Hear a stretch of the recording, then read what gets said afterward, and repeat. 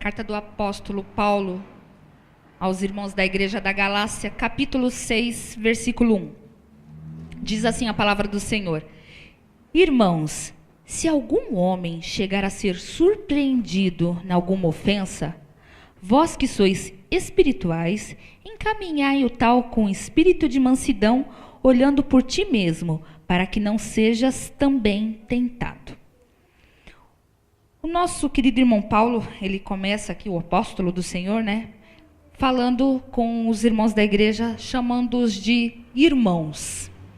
Nós vemos uma diferença entre o Novo Testamento e o Velho Testamento quando iam se referir a todos da igreja. No Novo Testamento nós vemos os termos como meus amados, meus queridos, meus irmãos, meus filhinhos, até o apóstolo João, que é considerado como o apóstolo do amor, ele gosta muito de usar esse termo, meus filhinhos. Já no Velho Testamento nós vemos muito como povo de Judá, povo de Sião, minhas ovelhas, moradores de Jerusalém.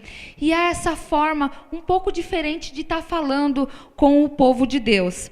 Nós vemos isso no Novo Testamento através da forma com que o Senhor Jesus começava a falar com todos os apóstolos e com todo o povo, com toda a multidão quando ia conversar. E os apóstolos trouxeram isso nas cartas, nós vemos essa forma de falar. E Paulo aqui, ele ia fazer uma exortação. E ele começa a exortação já chamando eles de irmãos.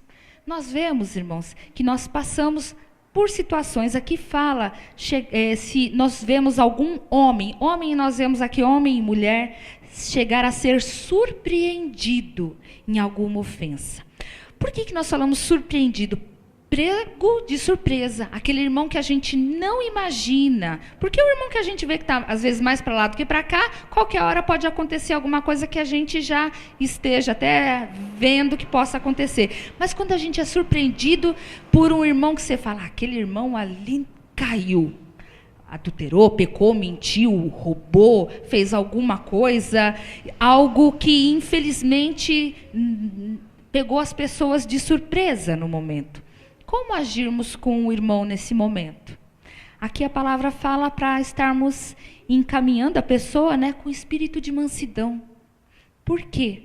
Porque isso pode acontecer com qualquer um de nós. Nós não devemos atirar pedras, nós devemos ajudar essa pessoa a aconselhar de acordo com a palavra. Se preciso for exortar, sim, mas exortar com amor, tudo dentro da palavra. Por quê? Porque ele fala aqui no finalzinho, para olharmos para nós mesmos, para que não aconteça o mesmo, para nós tomarmos cuidado para que isso não aconteça. E às vezes, em pequenas coisas, em pequenas ofensas, que nós podemos colocar, acontecem coisas quando nós olhamos para o irmão do lado e não vemos que às vezes pode acontecer. Do tipo, você saiu com um irmão, ele te levou junto num evento, eu estou me referindo aos irmãos da igreja mesmo. E o irmão, sem mais nem menos, foi lá, falou um palavrão, ou te convidou para ir na casa dele, de repente você vê, tá todo mundo lá sentado assistindo a novela, e de repente também essa pessoa está vendo um programa impróprio, acaba cobiçando alguma coisa, ou cobiçando pessoas, e a gente olha às vezes o erro, e não tomamos o cuidado de ver que essas coisas podem acontecer conosco. Então, nós justamente temos que olhar, tomar cuidado e ajudar essa pessoa. Porque, seguindo o texto, diz aqui no versículo 2, levai as cargas um dos outros, e assim cumprireis a lei de Cristo. Porque se alguém cuidar ser alguma coisa, não sendo nada, engana-se a si mesmo. Porque quando uma pessoa que está começando a andar com a palavra do Senhor, ou mesmo aquela que já conhece a palavra do Senhor, acaba cometendo alguma coisa que não agrada a Deus, sai fora da palavra, cria-se na pessoa um certo peso, acaba tendo-se uma certa carga. E a palavra do Senhor fala para levai a carga uns dos outros. Ou mesmo, às vezes, a pessoa, no momento que está passando uma tribulação muito grande, perde um pouco a fé e a gente pega e fala, aquele irmão também, sabe, a palavra já falou, e às vezes a pessoa fica um pouco abalada, dependendo da situação do que está passando. E nós devemos estar ajudando. O que seria levar a carga?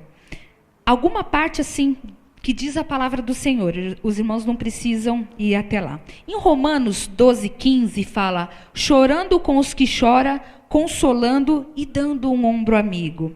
Em 1 Tessalonicenses 5:14, exortando os que são insubmissos e animando os que estão desanimados. Em Filipenses 4:14 e 16, ajudando financeiramente. Atos dos Apóstolos 18:24-26, ensinando quando necessário. Mateus 8:14, aliviando as enfermidades. Então nós podemos ajudar os irmãos que estão passando com dificuldades, ajudando nesse momento. O irmão passou uma dificuldade, nós ajudando dentro disso. E fora isso, também o que nós podemos fazer no dia a dia. Nós ficamos sabendo que o irmão teve uma enfermidade, você vai na casa do irmão, você pode estar se oferecendo a fazer alguma coisa, que às vezes cria-se uma carga. Tá ruim, tá doente, a pessoa tem, às vezes, a casa para limpar, ou fazer algum afazer que ela não está. Você divide, você vai estar ajudando, levando essa carga. Dá uma carona, às vezes você está passando, tem um irmão passando na rua, dá uma carona para o irmão, sai da igreja, às vezes vai passar na rua, vai passar próximo, oferece uma carona, ajuda o irmão, né? Não pode fazer alguma coisa diretamente assim? Vamos dobrar o joelho, orar pelo irmão, interceder pelo irmão, né? Quando o irmão está no hospital, às vezes está tão complicado, nós vamos até o hospital, nós vamos fazer uma visita, levar uma palavra de ânimo para a pessoa. Isso é uma direção de Deus para nós estarmos ajudando as pessoas nesses momentos. Porque nós vamos aqui no versículo 10. Então, enquanto temos tempo, façamos o bem a todos, mas principalmente aos domésticos da fé. Fazer o bem é ajudar, carregar a carga, dar bons conselhos, exortar, isso nós devemos fazer em todo o tempo para todos. Mas Paulo lhe ensina de uma maneira linda que principalmente aos domésticos da fé.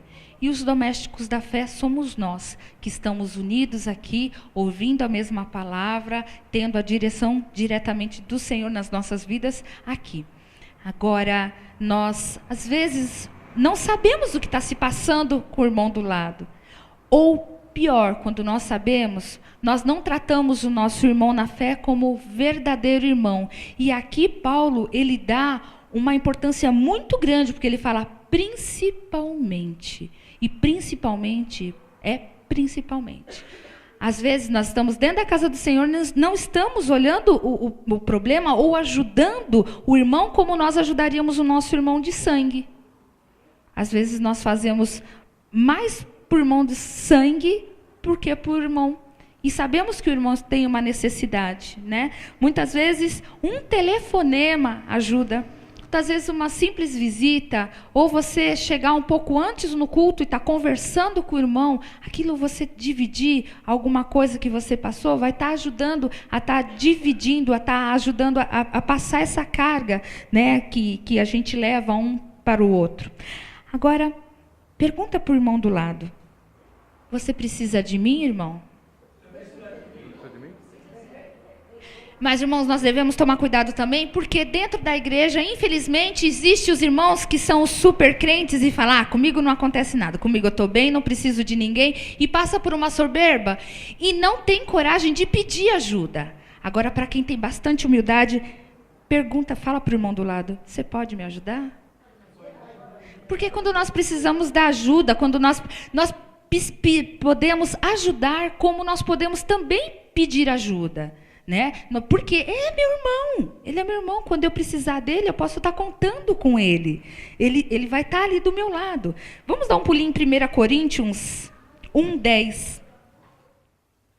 1 Coríntios 1:10 diz, rogo-vos, porém, irmãos, pelo nome do nosso Senhor Jesus Cristo, que digais todos uma mesma coisa, e que não haja entre vós dissensões, antes sejais unidos em um mesmo sentido, em um mesmo parecer. Paulo, ele rogava, rogo-vos, pelo nome do Senhor Jesus, para o quê? Pela união dos irmãos. Porque muitas vezes nós vemos dentro da igreja que o corpo não está agindo como corpo. E ele rogava, para o quê? Para que não tivesse brigas, para que não tivesse desunião. Porque basta nós olharmos, irmãos, para hoje, para muitas igrejas, para irmãos, e nós vemos, quando nós falamos em união, há desunião, há separações dentro, panelinha, sabe? Coisa, ao invés de ter uma concordância, há uma discórdia. E a nossa união sempre tem que ser em concordância, o nosso andar tem que ser sempre em união. E como nós fazemos para manter justamente isso, nós que estamos ouvindo a palavra, que conhecemos a palavra e que o Senhor tem, como nós fazemos com os irmãos quando acontece alguma coisa que separa? A resposta continua lá em Gálatas. Façamos uma comparação pelo que o apóstolo Paulo fala entre o versículo 1 e o versículo 8. Gálatas 6:1 diz: irmãos, se algum homem chegar a ser surpreendido em alguma ofensa, vós que sois espirituais. Ele fala que nós somos espirituais. E lá no versículo 8, porque o que semeia na sua carne, da carne ceifará a corrupção, mas o que semeia no espírito, do espírito ceifará a vida eterna. Cada vez que nós que estamos andando de acordo com a palavra, nós passarmos ou vermos algum irmão que passa por algum tipo de tribulação, estarmos ajudando, nós estamos o quê? Semeando as coisas que são do Espírito, semeando amor, uma ajuda, um carinho, a comunhão, uma dedicação. E isso nós vamos estar recebendo, nós vamos estar colhendo todos esses, o que nós estamos plantando junto com os irmãos. E a vontade de Deus é sempre que a igreja esteja diretamente unida, que não haja discussões, né? Às vezes nós vemos para a casa de Deus e nós não sabemos o nome, não que haja uma obrigação de ninguém, é lógico, de todos, né, saberem o nome, mas sentamos e falamos, paz do Senhor, chegamos, né, paz do Senhor, irmão, e vai, e às vezes passa do lado e você não sabe nem o irmão que você chama de irmão. Então essa palavra que chega aqui, principalmente aos domésticos da fé, ela perde força, ela perde a importância que tem para o Senhor. Que nós sejamos cada vez mais irmãos unidos mesmo na fé do Senhor, porque Deus ama tanto a união, como eu gostei muito de falar, que Ele próprio é a união, Pai, Filho e Espírito Santo, é 3 em 1, e é muito lindo andarmos em união. A nossa igreja tem um diferencial que eu amo muito, porque pelo menos em todas as situações que a gente vai vendo que nós estamos realmente unidos como um corpo, né? Como Paulo diz, né? Nós somos todos um corpo, irmãos. Então, nós possamos cada vez nos olharmos como irmãos mesmo. Nós participamos do mesmo corpo, nós participamos da mesma palavra, estamos sempre tendo o nosso único Pai, nos dando a mesma direção para caminharmos. E diz a palavra, né? Tão bom e maravilhoso é que os irmãos vivam em união, que nós possamos viver cada vez mais essa união de acordo com a palavra de Deus que Ele tem nos orientado. Amém, irmãos?